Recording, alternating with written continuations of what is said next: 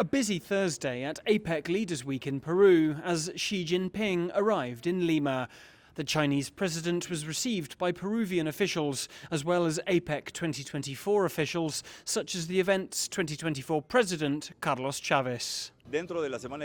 Throughout Leaders Week, we are holding a number of high-level bilateral meetings, and the visit of President Xi Jinping is important, particularly due to the inauguration of the port of Chancay. The new Chancay mega port on Peru's Pacific coast, a $3.5 billion Belt and Road project, was inaugurated Thursday with the help of President Xi. A signed article by President Xi, published in Peru's most important national newspaper Thursday, congratulated the country on the expected $4.5 billion in annual revenue and the 8,000-plus jobs the Chancay port will generate for Peru. Also taking place Thursday, day one of the APEC CEO Summit, at which some 1,200 private sector CEOs and leaders from across the 21 member economies met to discuss bilateral trade, development and future collaboration. For APEC executives, it's the opportunity of bringing public and private sectors together that gives the event its relevance.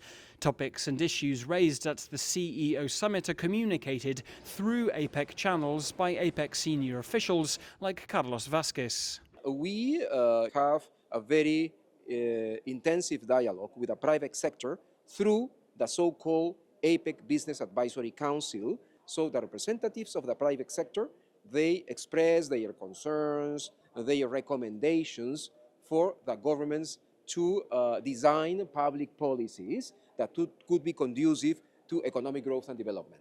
In many issues. For APEC observers like former Mexican ambassador to China, Sergio Ley, the bringing together of so many representatives from across an enormous region brings unity.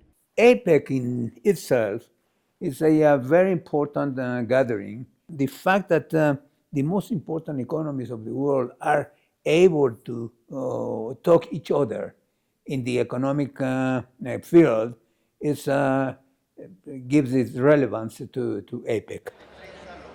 As APEC Leaders Week builds towards its climax, regional trade throughout the Pacific is set to benefit.